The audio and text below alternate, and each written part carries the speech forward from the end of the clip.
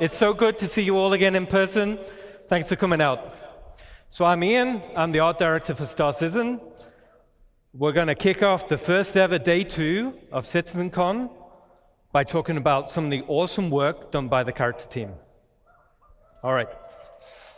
So first, let's talk about life in a frontier system like Pyro and how this influences the character designs.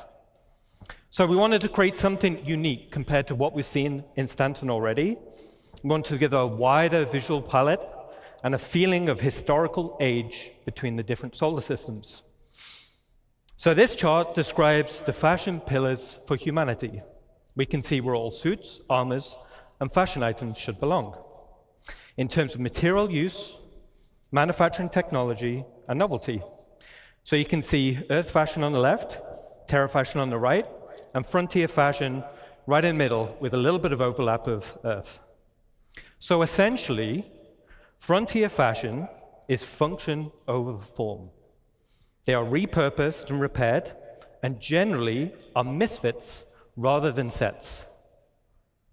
Outfits are purposeful by having storage solutions. This implies survivability along the frontier. Okay, let's take a look at some of these assets in the game.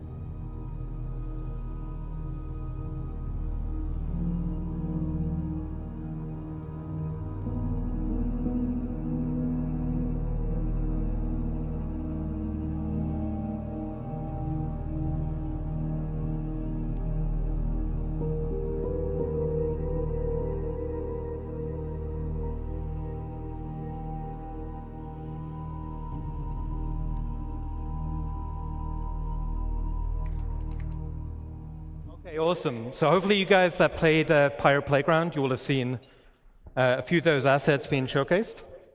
So as we saw from the video, pouches and storage are a key part of the frontier aesthetic. This drives the feeling of survivability. But from here, we thought it'd be really cool to give the functionality, but also some customization options. So let's take a look at a video we just developed internally. And this is for modular storage items on the player.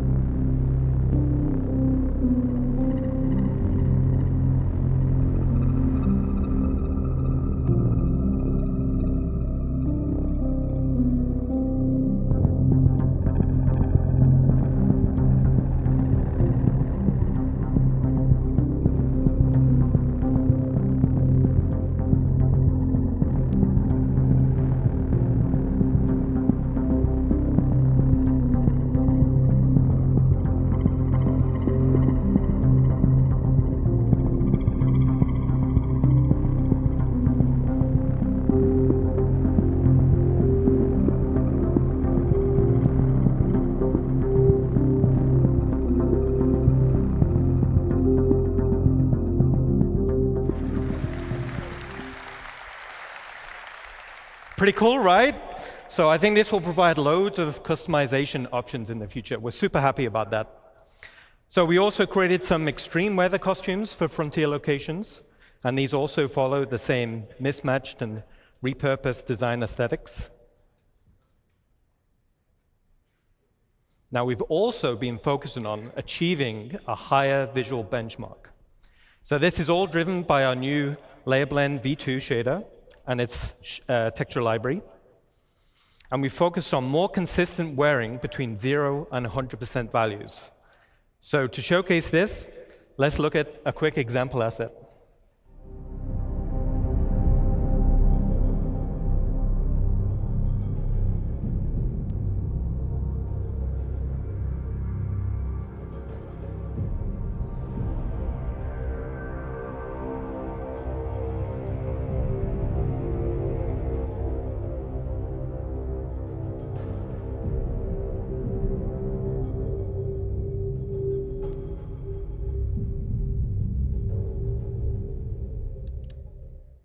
All right. So as we saw in the video, the insides of the helmets are looking fantastic. Now, this is us getting them ready to animate with put on and take off.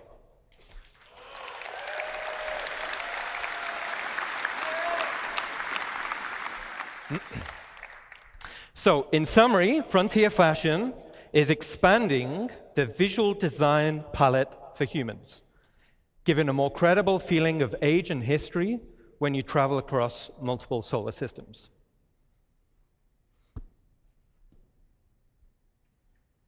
All right, now let's talk about something different. Now we're going to talk about some of the gangs in Star Citizen. So, Ninetales have been one of the main gangs in the game. So far,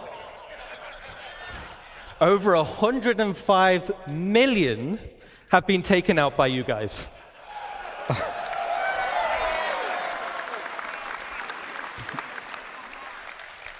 So you guys have been busy. Great job. All right. So it was like, all right, now we're going to need to introduce a few more factions to the game, okay? So the first faction we're going to talk about is Rough and Ready. So the aesthetic of the gang was to be subtle.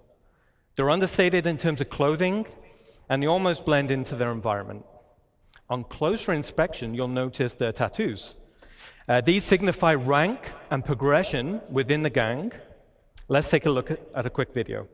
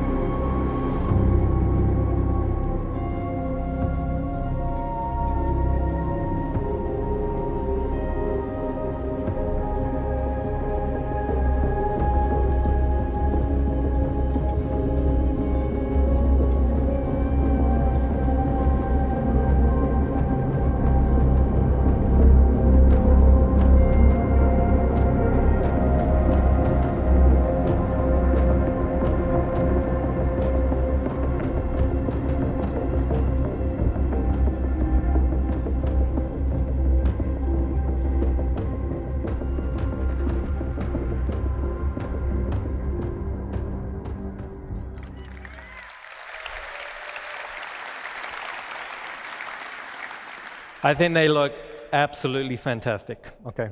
So the Rough and Ready can be found in some of the space stations around Pyro.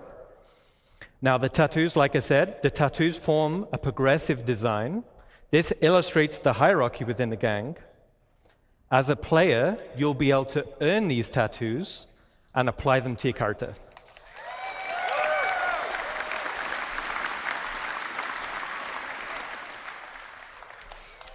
Okay, cool. The next gang we're going to talk about is Headhunters. So this gang is also located in Pyro, but offers a completely different frontier aesthetic.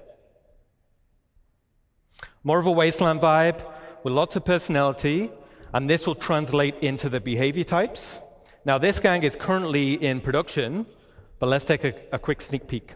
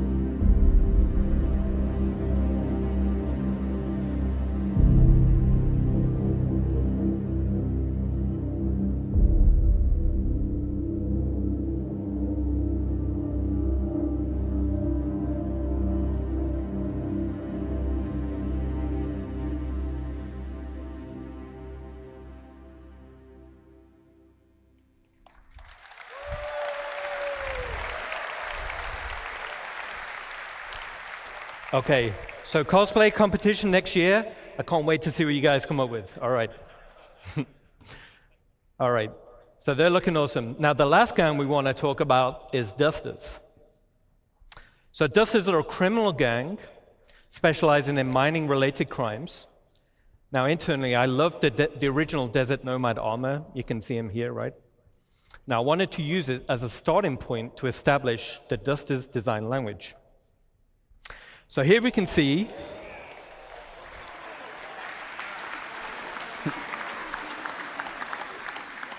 the Dusters gang lineup, showing armor leveling and rarity. So as a player, you'll have horizontal armor progression. This will define your role and playstyle. Then you'll have vertical progression. This is your progression within that role and playstyle. For example, a common bounty hunter armor set will be weaker than a legendary, and as armor progresses in strength, it's harder to acquire. So harder missions, rarer drops, higher reputation. Now, as we're talking a little bit about armor sets, let's recap a little. So the goal is that players should consider which armor to equip based on the role they wish to fill and the scenario they're heading into. There will be also greater differences between the current armor types. So light, medium, and heavy, and this will be in protection and mobility. New armor categories will be combat, specialist, utility, and support.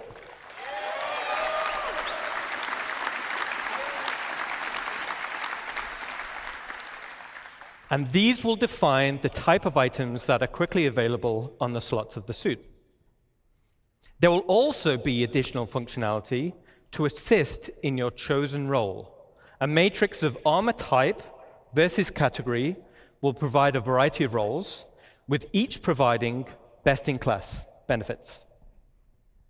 There will also be hindrances to out-of-role gameplay. For example, if you're wearing a heavy armor set and you're trying to fly a little snub fighter, you'll have restricted visibility and less vehicle control.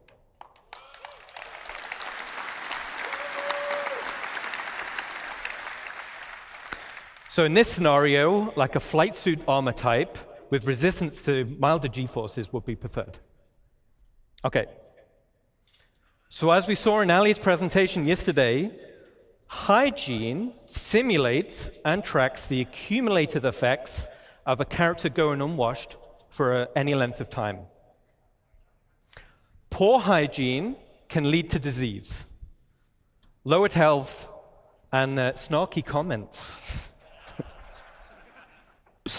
Hygiene decays faster if a character becomes dirty or wears dirty clothing or armor, and visual effects are going to be displayed on the character's skin, such as blood, sweat, and dirt. Certain usables, such as a shower, will reset the character's hygiene and clean away all of those dirt effects. So let's keep clean. Yeah.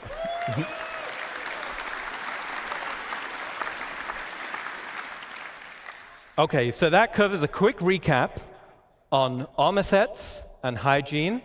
Let's get back to a video showcasing the dusters.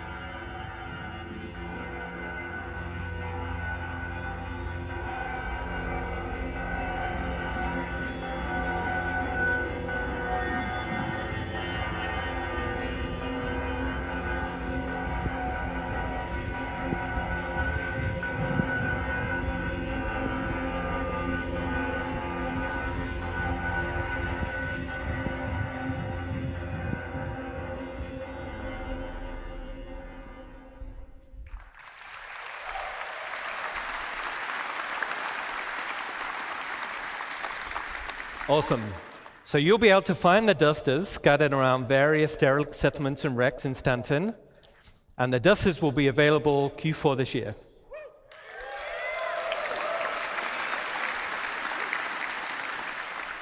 And with that, I'll hand you over to Sean Tracy. You guys have been awesome. Enjoy the rest of your show.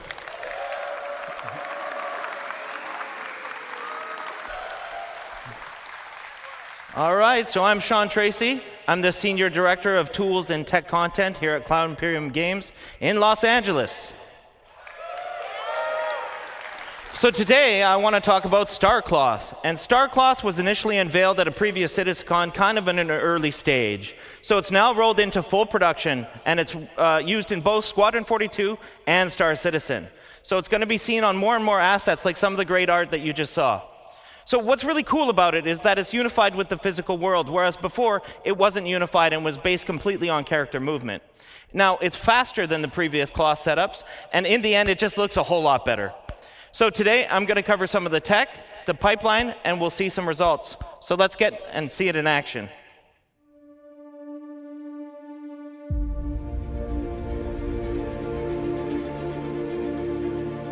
Trench coat. Cloth is hard. Guys have to run upstairs, they have to crouch, they have to prone, it's got to collide with the environment.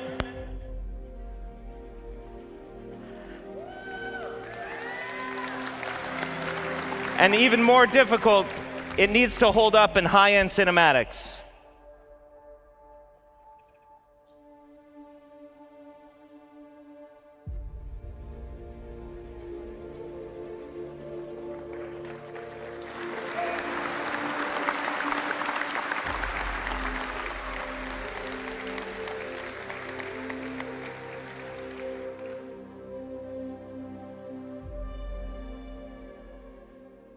cut that one just before some good spoilers, so yeah. All right, so how's it all work? Well, cloth uses two meshes, a simulation mesh or cage, and the render mesh itself. So vertex colors indicate how it's constrained to that cage, and thus the simulation. So for example, black vertex colors indicate a full constraint. Basically, it follows the skinning. White vertex colors indicate unconstrained vertices. So the movement is determined entirely by the simulation. And then we can do a blend of gray values that is used for fine transitions and blending and fall off in between the fully skinned and fully simulated assets. So in the end, these meshes are sent to the engine where we bind the cage to the render mesh, and then tech artists can leverage some of the runtime tools. You can see up on the image that the sim cage mesh has about 5,000 triangles, whereas the actual render mesh is about 45,000 triangles. So it's obviously much more efficient to simulate the sim cage mesh versus just the render mesh itself. So part of the technology is the runtime iteration support, which you can see in the image above me here. That's with all the red spheres. Here we're actually painting the collision radius of every single one of the vertices, and it allows us to fine-tune the simulation without having to add arbitrary collision meshes, though we can. We paint a variety of properties, so some of these other properties are mass or displacement. In the top right, you can see an example of the old legacy implementation using pendulums. And this uses joint chains and collisions, but assets with multiple layers like the one that you can see there, or ones like skirts or gowns, they were really, really difficult to do with pendulum simulation, but they are solved with Star Cloth. So I mentioned it's completely unified with the physical world. And what that really means is that wind, impacts, object collisions, thruster backwash, all these kind of things actually react to the cloth reacts to these things, and so much more. So it's not just character movement. Now, it's a hyper-efficient simulation, and it's several orders of magnitude faster than the legacy implementation that we used before, and has a lot of easy-to-control parameters for tech art, which are compression, stretching, and bending. So as mentioned yesterday by Chris Rain, our senior lead physics programmer, we support soft body tapered capsules, which are twice as fast as our ragdoll capsules. It's also key to solving one of the most important aspects of plausible cloth simulation, and that's mitigating the tunneling or the clipping that happens through a character. So it's very, very difficult to solve with pendulums. So with all this tech in mind, we can do really complicated assets like the duster and the one I want to show you now.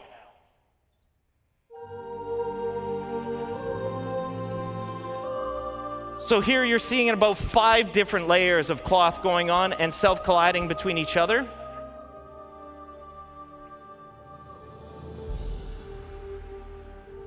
It's reacting to the planet wind, which is always changing.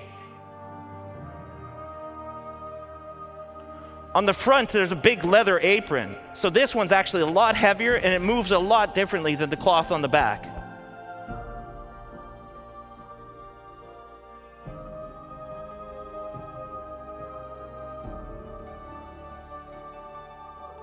So he's walking into the wind here.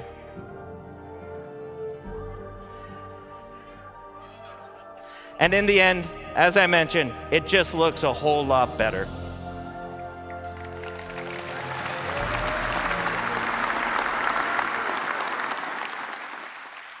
So with that, I want to hand you off to my friend, Andre Piers, who's going to talk about hair. Thank you, man. Hi, everyone. So, nice to be here in LA with all you guys. So, I want to start with a question, okay? How many of you are actually excited that we're getting new hair into the verse?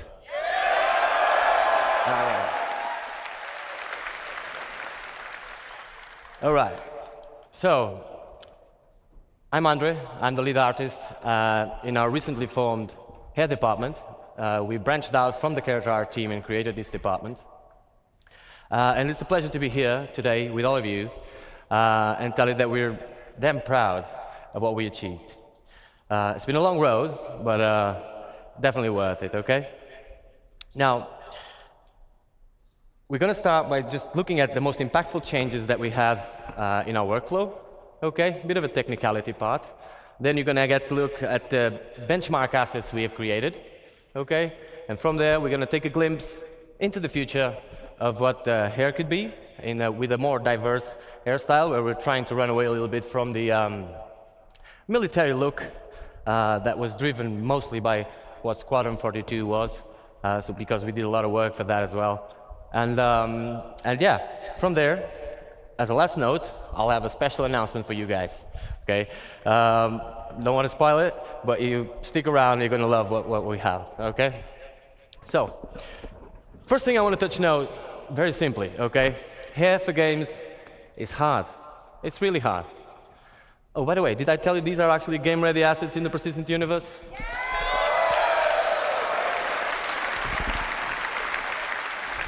Fully rendered in our engine, okay? Game-ready, performant, ready to be shipped, okay? So, here is really hard, like I was saying. It is a AAA challenge, basically. You see games that get it, games that don't. Some of them get it more or less. Either way, for us, the challenge is the same. We're not different, and the challenge is real. With the scope of Star Citizen, like day-night cycles, all these light shafts, all this MMO, people running around with the hairs, a lot of motion, a lot of fast-paced movement. Yeah, it is hard.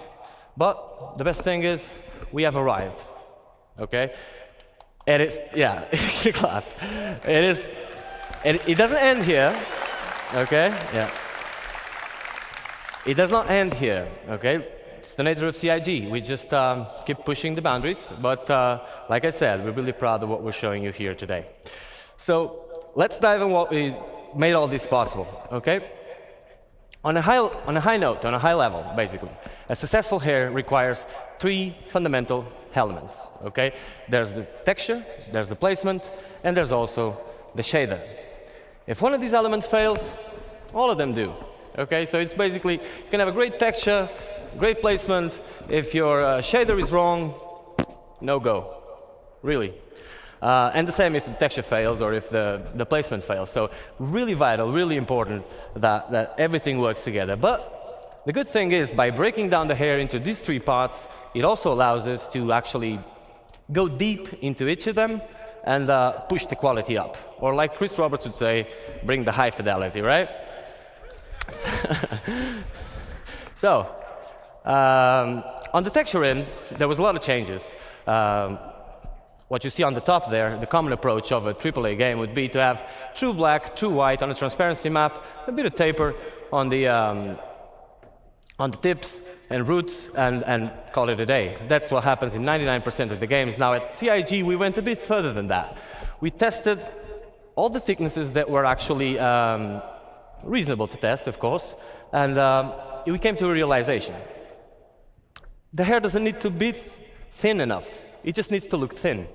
We do need it to be thicker enough, thicker than real-life hair, because if you take one of your hairs, you'll see it's really thin, right? So it does need to be renderable. That means if it's really thin, it will be sub-pixel rendered at some point. With the motion and all that, we will get a lot of artifacts. And so that would be a no-go. We do need it to be thicker than in real life. But can we make it look thin? That was the question. So we came to the realization that from hair, or from scalp to hair, and from hair to the background, so these 2 points, the transition points, are the most important ones for the hair. So we aggressively tapered the tips, which is what you see over there, and added a gradient to it. So no longer true black and true white. Now, this is a lot of technicality. You will see practical examples of this, but that allowed us to have smooth transitions and basically achieve the result we expected. On the placement side, we came up with hair libraries, basically. Now, I could be here all day talking about hair libraries, okay, because I'm a very technical person, and if you see me around the venue, feel free, I'm Andre, you can just come and talk to me about this. I'm not going to bother you all that for 1 hour about this, but I'm going to give you a very quick example that you all can relate. So imagine in real life, you have a construction business and you could make 1 wall, 1 roof, one floor and 1 window. You make it all work together, and from there, you're not only building your house, you're actually building the whole town, and then the whole state, and then eventually the whole universe, right? That's what hair libraries are. Obviously, the result, if you could do that, it would be much cheaper, much faster, and above all, you wouldn't have a fruit salad of assets, which was what we had in the hair not too long ago. And by fruit salad, I mean several artists working through the years, each one of them applying their own workflow. Everybody's at different levels of quality, of course, different minds, different ways of seeing the same problem.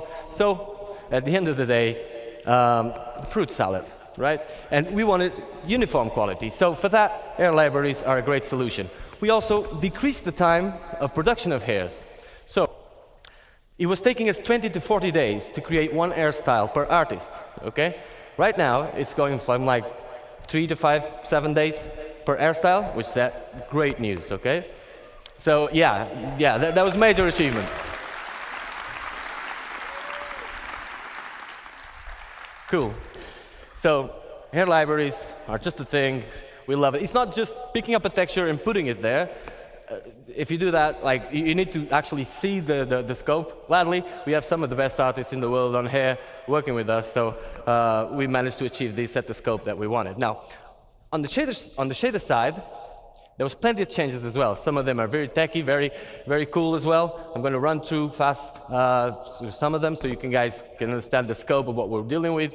But let's just understand, like, at bake time, so bake time is prior to runtime. Runtime is where the game runs. Bake time, we're preparing the asset to actually put it in the engine. At bake time, we calculate the custom normal and we store it per vertex. So each vertex gets a custom normal. That makes, in a practical sense, for those who are not too technical, it basically makes the card, the air card, not look like a card. So the normals help with the way the light reflects. We kind of do more smoke and mirrors on it and make it look not like a card by just baking it that way. Now, on the ambient occlusion, we store two baked ambient occlusions onto the color channels of the vertices as well. Now, each vertex on a mesh in any game has a color to it, okay? You might use it or not. Imagine in a car, you have a trunk. You can use it or not. It's up to you. It's not silly to use the car without using the trunk, of course, but if you have a luggage, you can put it there or in the back seat, wherever you want. Now, we decided to use this because it was free. The trunk was already there, so the vertex color was already there, and we just decided to store two ambient occlusions on it. These two ambient occlusions work this way. Light hairs, like a blonde hair, obviously needs more shadowing, or less shadowing than a dark hair, right? And so we store two. The length of the card is now baked onto the last one, and that gives us a metric of where the card starts and ends, and allows a lot of cool things you're going to see on the videos I'm about to show. So, one last thing before we can start looking at videos is that, and this is really creative, total credit for the people, for the tools programmers. I personally had nothing to do with this. This was already at CIG when I joined. It's absolutely amazing. So, we have an hairstyle that was ready, that you can see over there.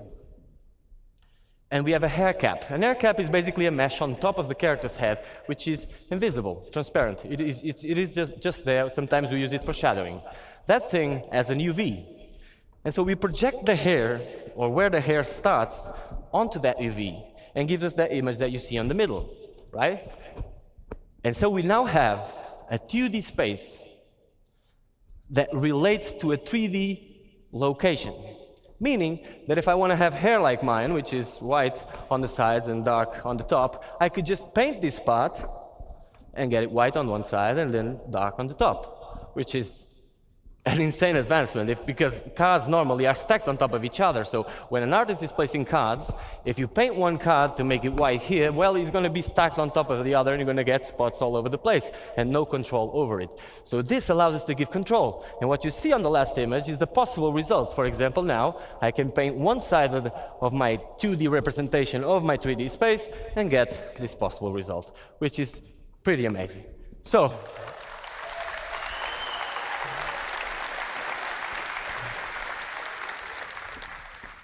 next video, we're going to take a look at our tools, okay? This is not the way it's going to be exposed to you guys in the character customizer. You'll know more about that later, okay? This is the tools we use we are able to actually create the hairstyles. So let's take a look at this video.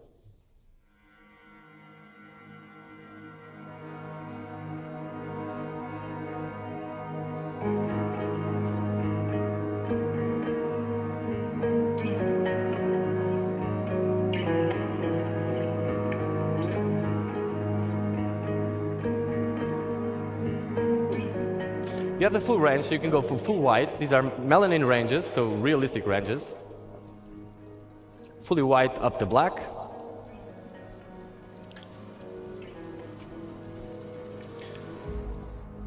Obviously, you can go redhead as well.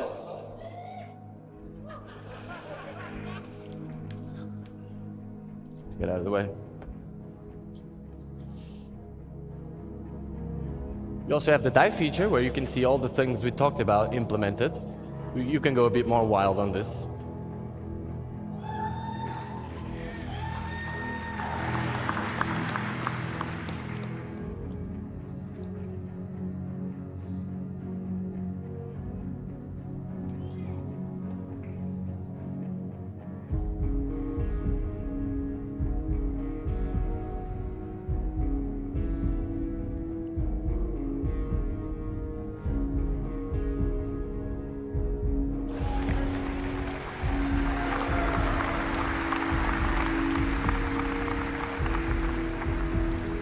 And this is why important, the length of the card is stored in those vertexes. And obviously you can fade it as well as much as you do. So all the possible combinations between the realistic melanin ranges and the dye layer, okay? This is how the occlusion is working, so you can see these shadowings, creating more negative spaces, more structure to the hair. And if you look at the temporal line here, you can see how this pixel depth of set helps us with the transitions as well. Cool. By the way, did I tell you these are actually game-ready assets, ready to go to PU?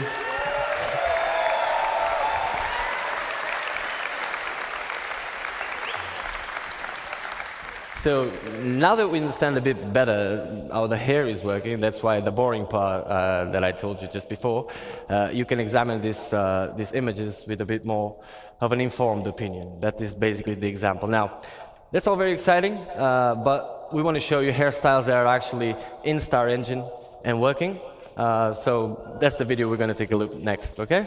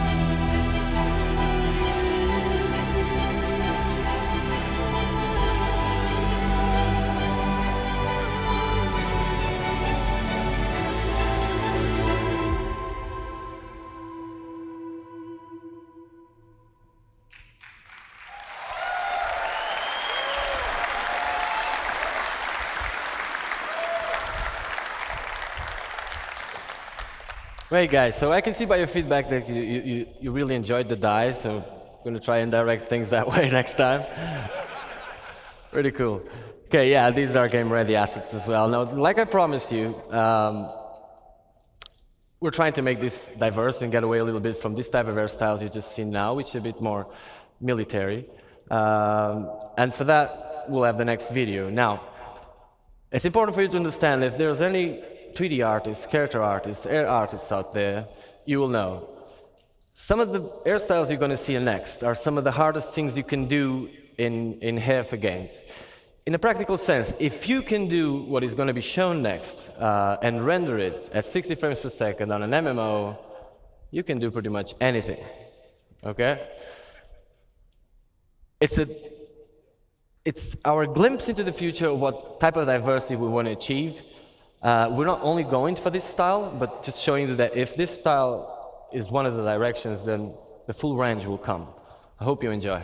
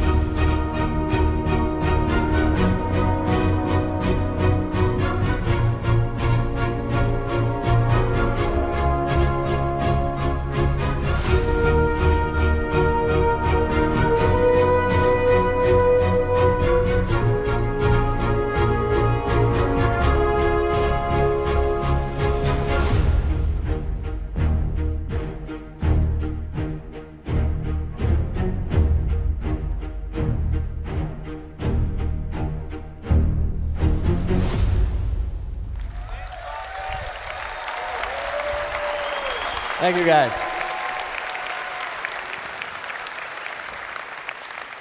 So yeah, like I've been saying, these pictures you see here, they are all rendered as you see in real time, depending on the light conditions and stuff. But there is no tricks here. This is actually how it looks. And that's why we're really proud. Like I said, it doesn't end up here, okay? We're pushing this forward. This is just to replace the stuff that was there. I'm pretty sure you guys were tired. Nobody at CIG was happy with what we had. I can assure you that. Yeah. Especially as an air artist, right? So, but we finally arrived. Now, we've seen all this. What does this mean in a practical sense for you guys? It's the question you may have. Well, let me tell you really fast. We made over 75 hairstyles since like 6 months ago. On the last 6 months, we made 75 hairstyles. That is a lot. That was possible with all the changes we made. Yeah. Yeah. That is a great achievement. Now, we cannot hand them all to you right now. It's very simple. It's very simple. It doesn't end up here at the artist end, okay? After this, there's a tech art pass where they need to skin it, they need to make it work with hats, with goggles, with everything that needs to work, right? So it's a process that takes time, but we wanted to have a certain amount, a quantity that would be enough to replace all the stuff that it's there, give you enough variety for you to start, and that's what we're going to see next. Now, it also tells you when are you getting it. So, as a last note, I'll leave you with this video, and next, Forrest will come here to talk about this stuff. So, let's take a look at this, guys. This is actually what you're getting. Into the PU.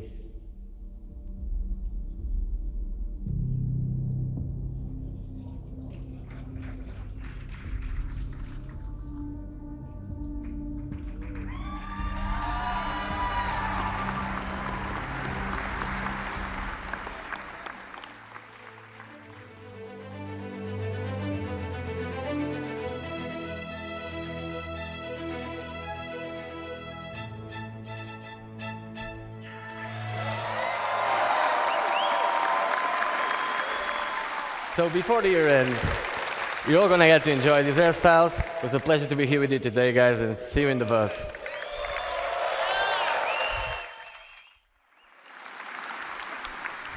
Another round of applause for Andre and getting new hairs into the game.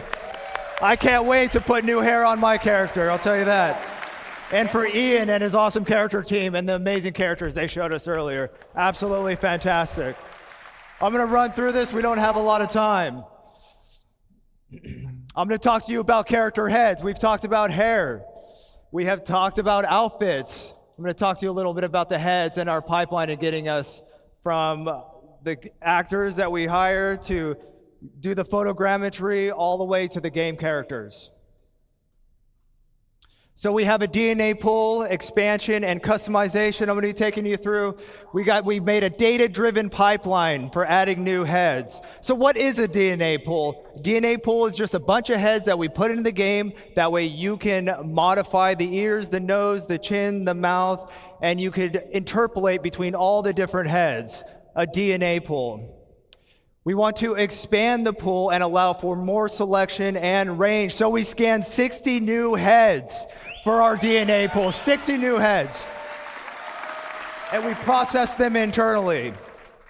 We also added customizable facial features, skin tones, complexion, makeup layer on top, revisited the eyes. These characters look new and they look great.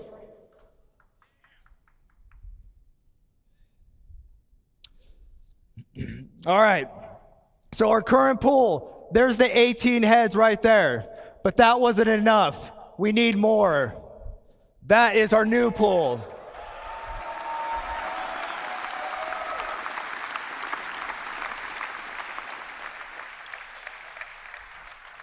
Very exciting. Right now in the PU, when you're playing, see that center row? You get 9 females and 9 males. And now we're going to be getting all these characters. It's for Squadron and the Persistent Universe. How do we do it? Well, we partnered with Clear Angle over in Pinewood, London. And they have this thing called the Clear Angle Dorothy scanner. The scanner improvements allows us to get shoots done in 4 weeks of sessions. Custom coded flash that just kind of does it automatically, all calibrated. In seconds. To give you an idea, our old process for doing this took hours to calibrate. This thing does it in seconds. Talk about state of the art. Average of 4 scan actors per day now. We used to be doing 1. What this means to you is we can get you characters faster. We can get you new heads faster. Polarized image data resulted in improved spec, blah, blah, blah. Those are awesome texture maps that we could put on the head. That way we could render them, make them look really good. Photogrammetry captured in raw images at 8K texture map resolutions. Hyper accurate scan results. Now, close your eyes if you're a little sensitive to light.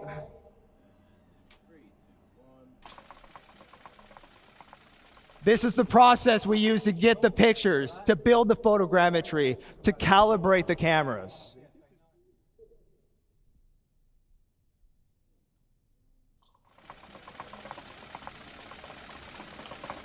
Cool.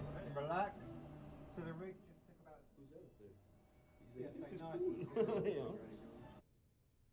All right. So we got some characters here on the screen. Those are all built using all these things that I've briefly mentioned. I want to talk to you a little bit about skin tone, though. Skin tone's tricky because we want to apply it. We want to be able to customize it. We want you to have the ability to do whatever you want. So what you see is some really weird-looking characters. We see a head with some yellow. Yellow's good in this case. What we're trying to do is we're trying to find the average skin color. Once we find the average skin color, we can figure out what that skin tone is, and then we can apply it. The blue means it's further away from the average skin tone. So when you apply your skin tone, it has less influence, keeping those high details, keeping the color, the blemishes, the imperfections. That middle one, that whitehead, that's where we get once we've extracted the data. It's now ready to apply the skin tone, which you see at the end.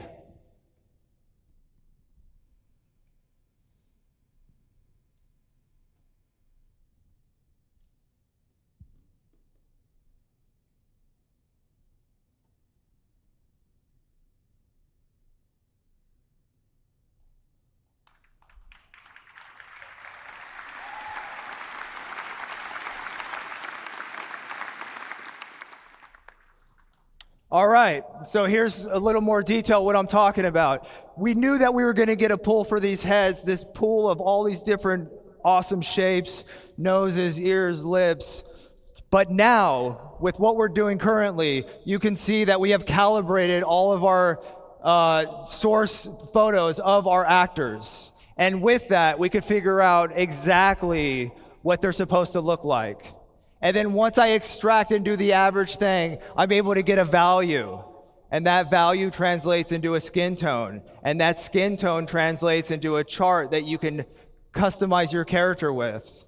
And what's great about this is as we grow our pool and we get more heads, we get more skin tones. So our skin tones aren't based on, whatever it should be, what should it be, what does it look like? These are real data. These are real data that we get from these incredible clear angle scans and the incredible tech that is written by our staff. And the skin tone will grow along with our head data and along with our heads. And there's an example of me just applying it and showing that in practice. And now here's another look. Here's a couple more characters that I put together with this stuff. And here's what's great about that. I did that with our brand new character creator, character customizer for Squadron 42. Every head you see in here, which will also be applied to the persistent universe, so all heads are in the verse.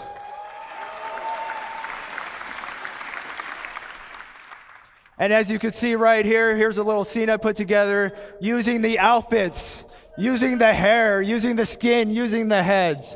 And I did that all with the new character creator.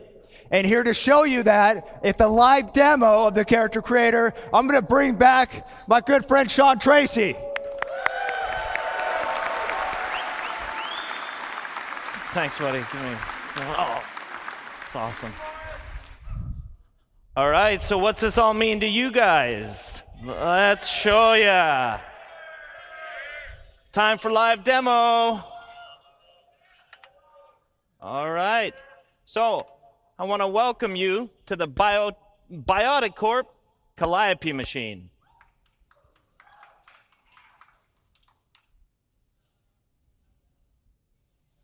All right, so here you can see we've got the, whoa, I'm getting feedback.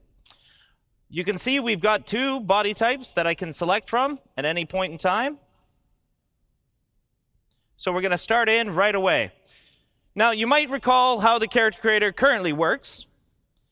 You would have a whole bunch of source heads from our DNA pool. We would select one of the facial shapes, and then we'd blend it up or down, depending on how much you wanted that certain facial shape. Now, this was pretty good, but it's not the most intuitive of systems. So instead, what we wanted to come up with was a much more intuitive way to control this. And what we've now introduced is sculpting mode.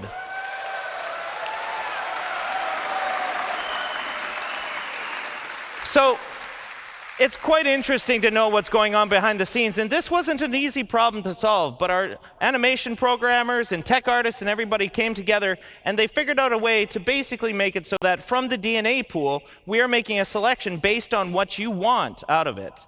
So it's going on between all the different options. Now, I'm going to start making some changes here right away. So I want to widen up the nose. You can see that it's all very intuitive. It's fast to use. I'm going to make the lips a little bit bigger here. There we go, something like that. I think that looks pretty good. I'm going to adjust the brow here, maybe make a little bit of a heavier brow. Now we can adjust the eye shape. We can go more almond eyes. We can go more oval. We can have a heavy lid. You know, I can find a whole bunch of different options within here. So here we're starting to look pretty good. I want to give him a little bit more of a hero chin. And there we go. I'm liking that. Yes. That's cool. All right. So not to spend too much time on that, I want to show you some of the other features. And speaking of features, we go to our skin tone. So finally, you're not just selecting a preset skin tone. You can move through the whole gamut of the lookup table. And this is melanin and hemoglobin at the same time.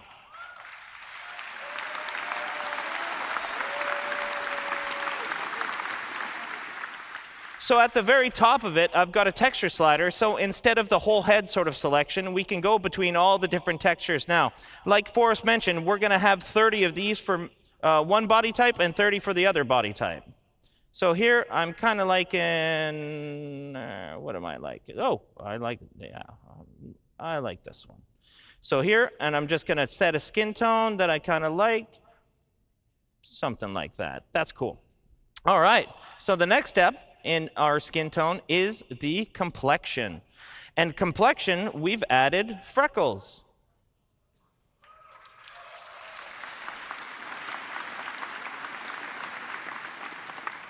So here I'm just blending in and I'm blending out the amount of freckles. Now I've cranked it all the way to the top just so you guys can see it. But for my character here, I'm going to keep it kind of subtle, like this, but quite a few of them. Something like that. We've also got sunspots. Now this is, a little more weathered skin. We'll give this sort of look. And we've got a whole bunch of different blemish masks planned for you guys, whether that's sunspots or liver spots or anything to that effect. Now I'm going to give this guy kind of a weathered look because I think the skin tone looks pretty cool like that. Yeah, I'm digging that. All right, so next up, eyes. So no longer do we have the green and the brown, just the full selection. You've got a full RGB chart of what you want to select. So if you want to have bright green eyes, if you want to have hazel eyes, if you want to have blue eyes, if you want to have any of these eyes, this is all very, very nice. So again, we can go with deep browns. We can go with sort of a steely blue, which I'm kind of digging for this skin tone. I quite like that look. That's cool. Oh, well, we'll get into some funky colors, don't you worry. All right. So one of the other things we've added, and it was mentioned before, we've added a makeup layer. And with the makeup layer, we're totally inclusive. Any of the body types can have makeup. Now, I don't want to spend too long on it here because we're going to get into it in a couple minutes. But I just want to show you sort of blending that in, blending that out for this particular body type. So next, as Andre talked about, we have all the hairstyles that you could want. So I'm just going to pick a couple different ones. There's a reality for some of us and another reality for another one of us. There it is. That's what I want my reality to be here. Something like this. I'm digging the mohawk, though, for this one. He's got a bit of a Mr. T look to him. I kind of like this. Yeah, I pity the fool. All right.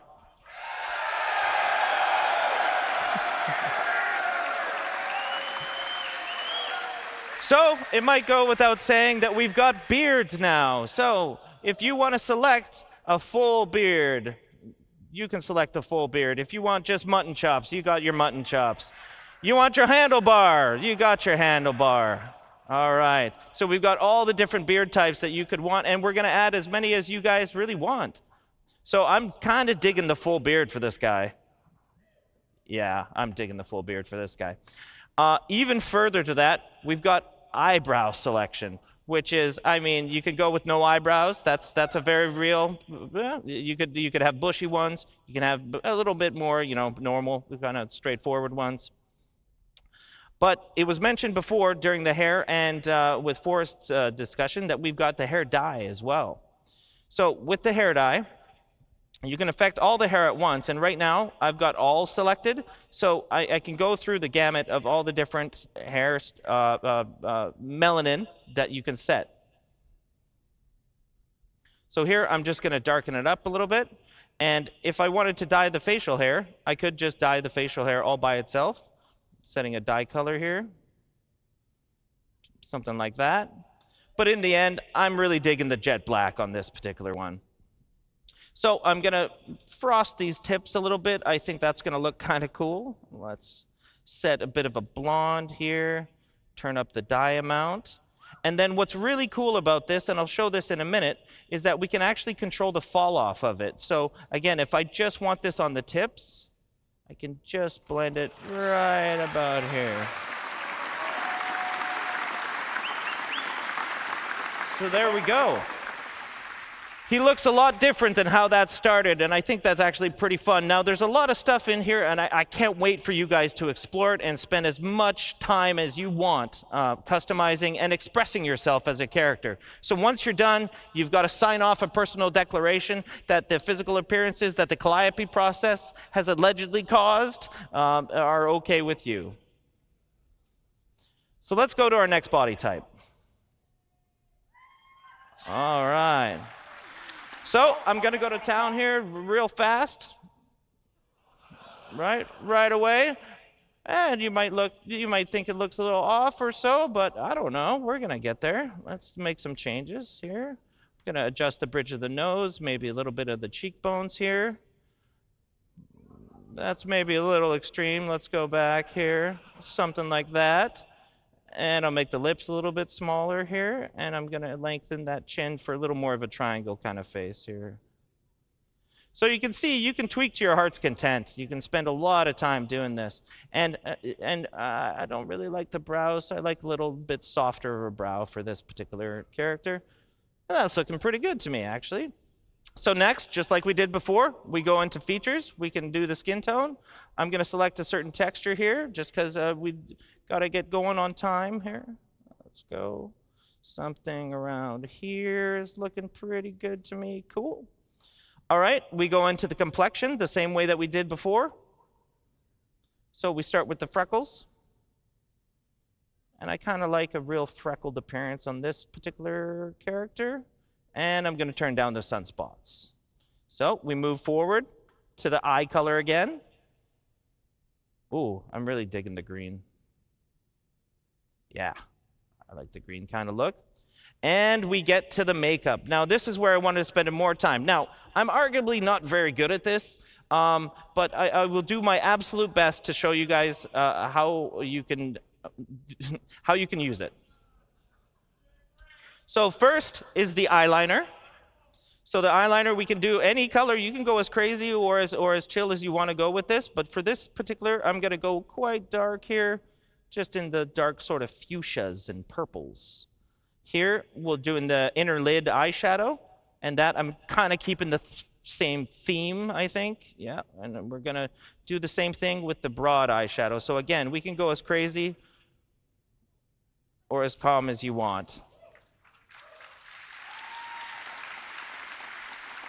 So what I've had good success in doing is kind of having it cranked, and then I just pull it back to a little more of a natural blend, something to this effect here. Next is the lips. We can do the exact same stuff on the lips. Now what we have is a whole bunch of different makeup masks, and you've got 3 different channels within those masks, so basically 3 different colors that are affecting different areas of it. Now for the lips, we can go with the same sort of theme if we wanted. And I think I'm actually kind of digging that. And let's go on the lip liner, a little darker. And then lips are a lot more glossy, so we can increase the gloss there. So that looks a little more like a lip gloss. Yeah, that looks pretty cool there. And then, like I was doing before, I kind of just pull it back a little bit. And there we are. So next. I think we're good. Yeah, I think we're good. I have no business doing that, that's for sure. Same thing on the hair. Again, we've got a whole bunch of different hairstyles. These will all be shared between the 2 body types, but for this particular demo, we've got the ponytail, we've got the slick back kind of look. Yeah, I'm not finding one I'm really digging yet. Ah, yes, now we're talking. All right, so cool. Now, again, we're fully inclusive here, guys. So if you want facial hair on any body type, You got facial hair on any body type. That is up to you guys.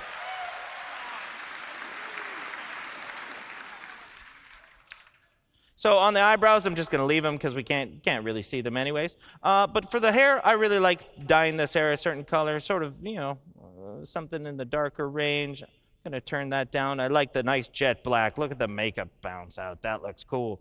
I'm going to turn up the dye, though, and I'm going to try to carry my same theme forward here. There we go. And then I'm going to give it a bit of a fall off, as we can do, so it's just on the tips there. So let's see that in action. Yeah. All right, so now, you know, at first, we weren't sure about that character, right? But in the end, I think she turned out, definitely. So you go to a review, sign off your declaration again, and head to game. So, you know, I'm really lucky to be able to sit in front of this. And again, it was a huge amount of work from tech art, engineering, designers, and specifically the squadron feature team that has done all this work. And one of the cool things to note is that we use this now internally as a tool. That's why it's me up here demoing this. This is our tool internally for creating all these heads, for creating all the NPCs in the verse. Because as Chris put it one time, he doesn't want his NPCs to look lame. He wants them to look cool. And this gives you cool looking characters. Thanks a lot, guys.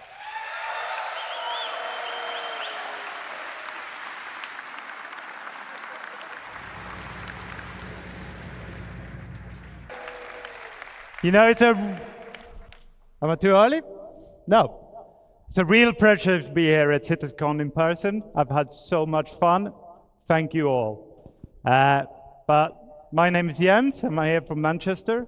I'm going to talk to you about some improvements to play